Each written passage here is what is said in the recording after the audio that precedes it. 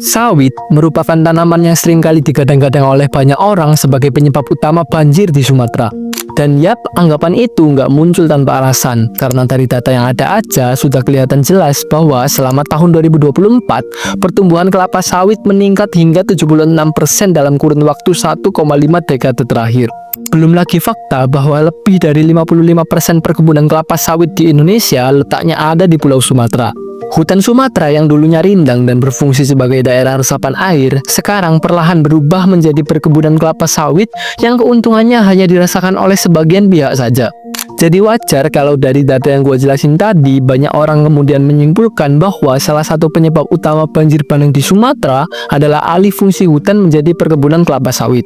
Sampai akhirnya pada tanggal 19 Januari kemarin sempat beredar video viral di media sosial yang memperlihatkan seorang pria berbaju abu-abu sedang bernegosiasi dengan masyarakat Papua. Orang tersebut terlihat meminta warga Papua untuk menyerahkan 700 hektar tanah milik mereka agar bisa ditanami kelapa sawit. Akan tetapi respon warga jelas menolak, bahkan sampai mengancam dengan membawa senjata tajam karena merasa wilayah mereka dipaksakan untuk dilepas. Menanggapi video itu, reaksi netizen pun terbelah. Ada yang mendukung sikap masyarakat Papua, dan ada juga yang menilai penolakan tersebut terlalu berlebihan karena dianggap tidak perlu sampai marah-marah.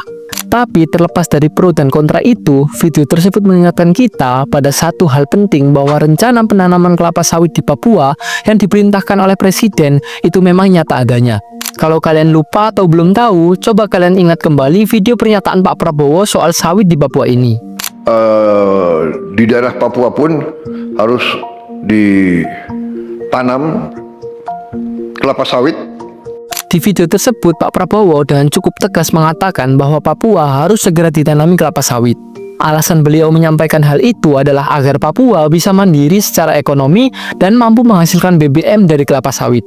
Dan kalau dilihat dari tujuannya, sebenarnya alasan Pak Prabowo ini terdengar cukup baik karena tujuannya ingin masyarakat Papua bisa mandiri dan punya sumber pendapatan yang mencukupi. Tapi pertanyaannya, apakah harus dengan mengorbankan alam Papua yang indah dan masih sangat alami hanya demi dijadikan perkebunan kelapa sawit? Apalagi saat pernyataan itu disampaikan, isu sawit sendiri masih sangat sensitif karena berkaitan langsung dengan berbagai bencana alam yang terjadi di Sumatera. Nggak heran kalau kemudian banyak masyarakat yang mengkritik pernyataan tersebut di kolom komentar. Dan yang cukup bikin heran lagi, saat Pak Prabowo memberikan instruksi kepada para pejabat Papua di momen itu, tidak satupun dari mereka yang terdengar menyuarakan keberatan. Mereka seakan rela tanah Papua dijadikan perkebunan kelapa sawit yang bisa aja memicu banjir bandang di sana. Pejabat tersebut seakan tidak tahu dampak negatif dari perkebunan kelapa sawit ini dan masih aja memaksakan kehendaknya untuk memperluas perkebunan itu. Karena hal itu, mari kita bahas bareng kenapa perkebunan sawit selalu dipaksakan masuk Papua. Indonesia merupakan negara penghasil minyak kelapa sawit terbesar di seluruh dunia. Pernyataan ini diperkuat oleh data dari Tempo yang menunjukkan bahwa Indonesia mampu menghasilkan sekitar 42,5 juta ton minyak kelapa sawit setiap tahunnya, dengan disusul negara tetangga seperti negara Malaysia dan juga Thailand. Tidak hanya sebagai negara penghasil minyak kelapa sawit terbesar, Indonesia juga tercatat sebagai negara dengan tingkat konsumsi kelapa sawit tertinggi di dunia, dengan konsumsi mencapai 19,9 juta ton per tahun. Hal tersebut membuktikan bahwa Indonesia memang menjadi negara dengan pusat komoditas kelapa sawit terbesar di dunia. Namun di sisi lain, pesatnya pertumbuhan perkebunan kelapa sawit di Indonesia juga memicu munculnya berbagai bencana alam. Hal ini terjadi karena semakin masifnya alih fungsi lahan hutan menjadi perkebunan kelapa sawit di Indonesia. Padahal fungsi hutan sebagai pengatur iklim serta sebagai penahan bencana alam seperti banjir dan longsor jelas tidak bisa digantikan oleh perkebunan kelapa sawit. Salah satu buktinya bisa kita lihat dari bencana banjir bandang yang terjadi di Pulau Sumatera pada akhir Desember kemarin. Kuat dugaan bahwa bencana tersebut dipicu oleh alih fungsi hutan menjadi perkebunan kelapa sawit, sehingga ketika musim hujan datang, air hujan tidak bisa terserap secara maksimal di dalam tanah. Tapi sayangnya pemerintah seolah tidak belajar dari kejadian tersebut. Alih-alih mengevaluasi, pemerintah justru berencana menjadikan hutan alami yang ada di Papua sebagai perkebunan kelapa sawit. Padahal kita semua tahu bahwa Papua merupakan salah satu paru-paru dunia dengan luas hutan mencapai sekitar 39 juta hektar. Lalu sebenarnya apa sih alasan pemerintah memaksa Papua untuk dijadikan kawasan perkebunan kelapa sawit dan merelakan hutan di sana? Alasan pertama adalah karena Presiden ingin mewujudkan Indonesia sebagai negara dengan ketahanan energi yang kuat.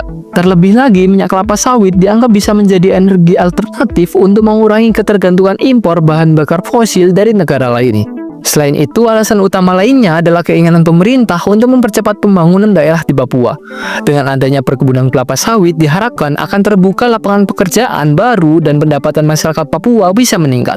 Tapi emangnya, apakah hal tersebut merupakan langkah tepat yang diambil oleh pemerintah? Jawabannya jelas tidak sederhana itu, karena meskipun perkebunan kelapa sawit berpotensi meningkatkan pendapatan masyarakat, dampak kerusakan lingkungan bisa menjadi masalah besar di kemudian hari.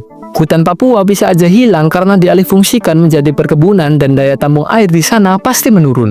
Jika hal ini terus terjadi, bukan tidak mungkin alam Papua yang indah akan mengalami kerusakan seperti yang sudah terjadi di Pulau Sumatera. Dengan pertimbangan itu, sikap masyarakat Papua dalam video tersebut sebenarnya tepat sekali, karena mereka memilih menolak perkebunan kelapa sawit meskipun ditawari bayaran yang tinggi oleh perusahaan.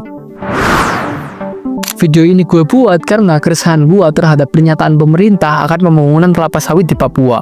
Pemerintah seakan tidak belajar dari bencana yang telah terjadi di Pulau Sumatera akhir tahun kemarin. Apalagi pernyataan bahwa sebenarnya kelapa sawit itu pohon dan sama seperti hutan pada umumnya.